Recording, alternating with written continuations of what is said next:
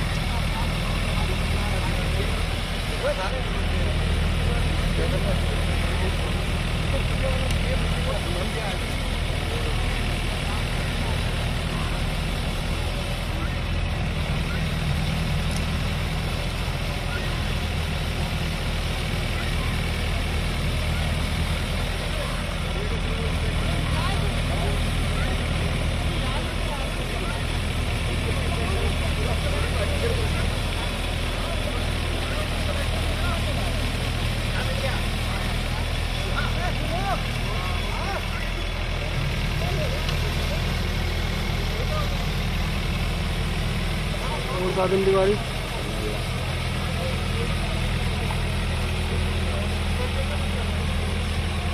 साफ कर देंगे हम लोग, टाइम लगेगा 2-3 साल।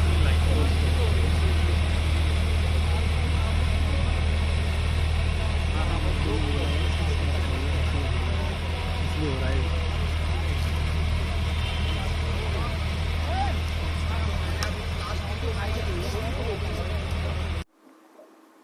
देखा अब दोस्तों ये वीडियो उतर चुके हैं, वहां पे जितने भी कूड़े हैं नदी के, पूरे यमुना नदी के अंदर में जितने भी पॉल्यूशन है उसको कंट्रोल में 4 फेज में ये लोग कंट्रोल करेंगे दोस्तों, पूरी सफाई करेंगे यमुना नदी की। ये पहला फेज चालू कर दिया है और एक नहीं ऐसे 2-3 मशीनें उतारी गई है पूरे यमुना में और 3 दिन से काम चालू है। तो एक इंटेंट दिखाता है कि भाजपा ने जो कहा था कि 3 साल के अंदर हम यमुना साफ करके देंगे, तो उस पर भाजपा ऑलरेडी काम करती दिख रही है। प्लस भाजपा के जो 48 एमएलए जीत के आए हैं दोस्तों, वो लोग भी सड़क पे घूम रहे हैं, अपने लोगों के बीच में काम कर रहे हैं। अब दोस्तों मेन बात करते हैं आतिशी मारलेना का। आज जो ड्रामा आतिशी मारलेना ने एक्स प्लेटफॉर्म पे जो ट्वीट करके लिखा कि भाजपा के पास कोई चेहरा नहीं है, 10 दिन हो चुके, दिल्ली की जनता को अब तक चीफ मिनिस्टर नहीं मिली, तो सबसे बड़ी बात है दोस्तों नींद उड़ी हुई आम आदमी पार्टी की, क्योंकि भाजपा ने ये कसम कर दी है, नरेंद्र मोदी जी ने खुद कह दिया है सबके सामने, पूरे भारतवर्ष के सामने, कि पहले ही विधानसभा के अंदर में सीएजी की पोल पट्टी खुलेगी, 14 की 14 रिपोर्ट वो लोग फ्लोर में सौंपेंगे दोस्तों, और पूरी देशवासियों को पता चल जाएगा आम आदमी पार्टी ने हर एक डिपार्टमेंट में कितने करोड़ों का घपला किया है।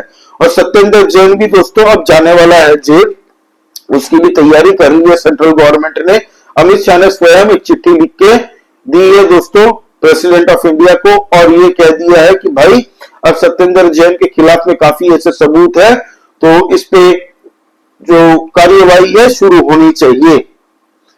तो अरविंद केजरीवाल तो हाई साहब अभी दिख नहीं रहे हैं, एक्स प्लेटफॉर्म पे भी 1 या 2 ट्वीट किए हैं पिछले 2-3 दिनों से, वैसे वो दिख नहीं रहे हैं, अभी कहां पे गुमसुम है।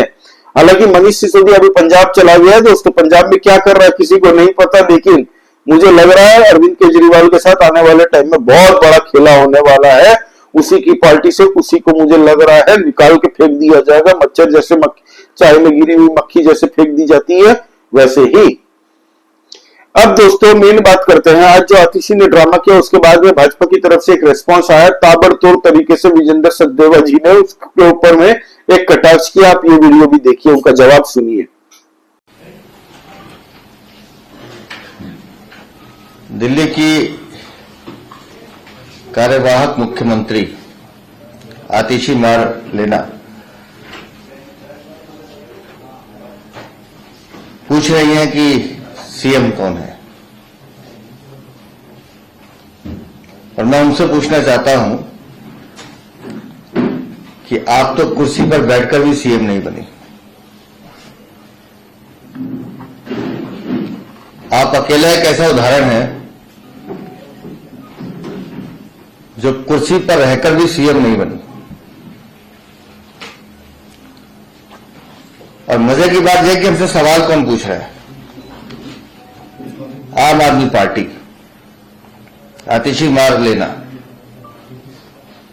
5 महीने तुम्हारा मुख्यमंत्री जेल में रहा, उस समय दिल्ली को बताया था कौन है मुख्यमंत्री, कौन बैठा है कुर्सी पर? वो आदमी जो चोरी और दलाली के आरोप में जेल में था, जमानत पे बाहर है आज भी, एक बार भी बोला था मुख्यमंत्री कौन है? हमें बता रहे हैं कि मुख्यमंत्री कैसा होगा। आतिशी मारलेना, आपके पास कुछ बचा नहीं है कहने को।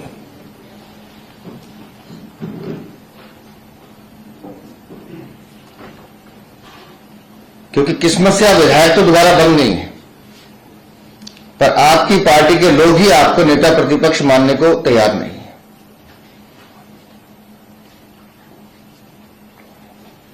और जिस पद पर भी आज आप हैं उसकी भी गरिमा का आपको ध्यान नहीं है,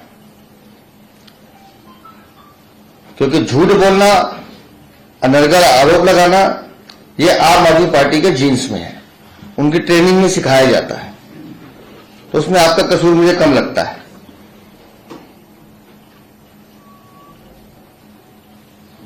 आपसे कहीं ज्यादा सीनियर विधायक मतीन अहमद,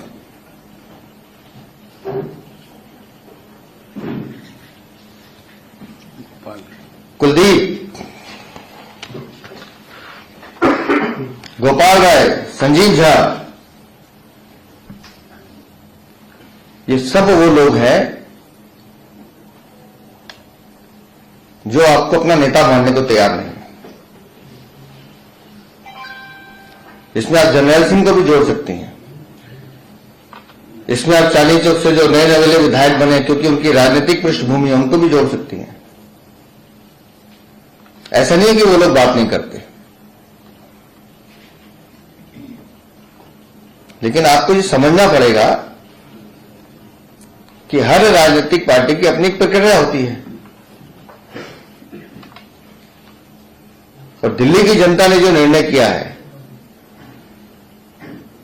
तो आपको इतनी तड़प क्यों है? बाहर जाने के बाद भी आपको इतनी चिंता क्यों है?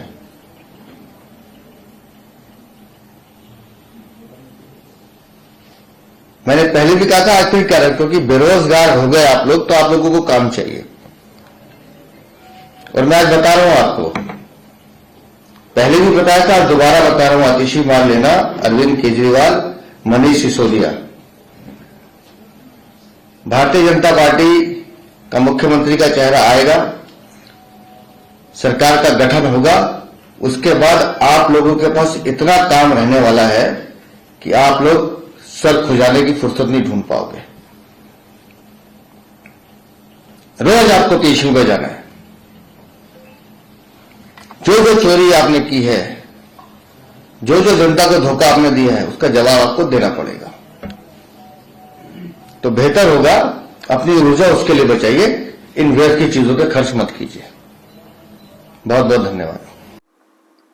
तो सुना आपने दोस्तों, इस तरीके से आम आदमी पार्टी जितनी ये भी उछल रही है ना, अब देखेंगे हम, जैसे ही परसों दिन चीफ मिनिस्टर का फेस पता चल जाएगा सबको, उस दिन के बाद में आम आदमी पार्टी की बोलती बंद हो जाएगी। ये सब ड्रामा, ये सब नौटंकी बात बिल में घुस जाएंगे, देखिएगा। यही आतिशी मान लेना जो आज उछल उछल के कूद कूद के बातें बोल रही है ना, भौंक रही है एक्स प्लेटफॉर्म पे, तो प्रेस कॉन्फ्रेंस कर करके पूरी दिल्ली की जनता दोस्तों, जो इनके सपोर्टर भी थे ना, वो भी आज इनको गालियां दे रहे हैं कि तुम लोग खाली प्रवचन बोलो बच्चन करने में ही निकल गए। प्रेस कॉन्फ्रेंस कर करके खाली बड़े बड़े ढकोसले में जनता को बेवकूफ बनाया है 10 साल से। तो आतिशी मान लेना, ये सब गायब होने वाले हैं, देखिएगा। इसकी पूरी प्लानिंग है अरविंद केजरीवाल को किस तरीके से दिल्ली की राजनीति से भगाए। ये बस वेट करिए कि अरविंद केजरीवाल जेल जाए, लेकिन ये भी खुद बचने वाली नहीं है। गोवा में जो चुनाव हुए थे, उसमें भ्रष्टाचार का सबसे बड़ा यही, इसकी के नेतृत्व में गोवा का चुनाव लड़ा था ना, तो कैश का मैनेजमेंट कहां हुआ था, ये सब केस भी अब निकलने वाला है। और ईडी के पास ऑलरेडी पुख्ता सबूत आ चुके हैं, तो ईडी बहुत जल्द इनको भी बुलाने वाली है पूछताछ करने। एनीवे दोस्तों, अब बात करते हैं चीफ मिनिस्टर का फेस कौन हो सकता है। तो मैं अपनी तरह से भी गेस कर लेता हूं, सब तुक्का मार रहा है तो मैं भी मार लेता हूं दोस्तों। परमेश्वर राव मुझे स्ट्रॉन्ग कैंडिडेट लग रहे हैं। हालांकि मनजिंदर सिरसा को भी बना सकते हैं, अगर पंजाब में भविष्य में आने वाले टाइम में बीजेपी अगर देख रही है कि पंजाब एक सीरियस बॉर्डर स्टेट है, तो वहां पे अगर अपने फुटप्रिंट्स बढ़ाने हैं भाजपा को, तो एक मनजिंदर सिंह सिरसा जैसे एक्सपीरियंस्ड नेता भी काम आ सकते हैं।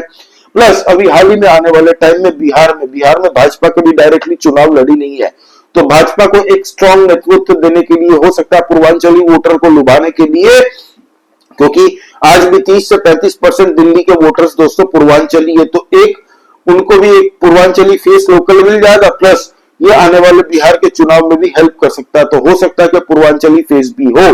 लेकिन मेरा एक पर्सनल फेवरेट, आप जानते हैं, मैंने पिछले वीडियो में भी बताया था, रविंदर नेगी जी, जो कि उत्तराखंड से आते हैं, वो भी ग्राउंड में दोस्तों ऑलरेडी काम करते हैं, और वो भी लीडरशिप दिल्ली को एक नेतृत्व देने की हिम्मत रखते हैं दोस्तों। वो भी एक्सपीरियंस्ड नेता है और लोगों के बीच में ही घूमते हैं। तो अब आने वाले टाइम में देखते हैं कौन होता है दोस्तों। हालांकि मीडिया चैनल के सूत्रों की आप मत सुनिए, इनके सूत्र वही है जो टीवी स्टूडियो में बैठ के चर्चा करते रहते हैं। इनके कोई सूत्रों का नाम पूछ लो तो सूत्र के नाम भी इनके सूत्र से ही निकल के आएंगे, ऐसा हाल है इनका। तो एनीवे दोस्तों, आपको क्या लग रहा है? आप भी एक बात नाम बता दीजिए कि आपको क्या लग रहा है दिल्ली में नेक्स्ट चीफ मिनिस्टर भाजपा का जो होगा वो कौन हो सकता है आपके हिसाब से? मोस्ट प्रोबेबली आपको लग रहा है, क्या रहा है, किसके चांसेस लग रहा है? तो जय श्री राम सभी सनातनी भाइयों को। प्लीज सब्सक्राइब करिए, नया चैनल है, हम लोग भारतवादी बात करते रहते हैं, इंटरनल पॉलिटिक्स डिस्कस करते रहते हैं दोस्तों। और लाइक कीजिए यार इस वीडियो को, कमेंट करके बताइएगा दोस्तों। जय श्री राम सभी सनातनी भाइयों को।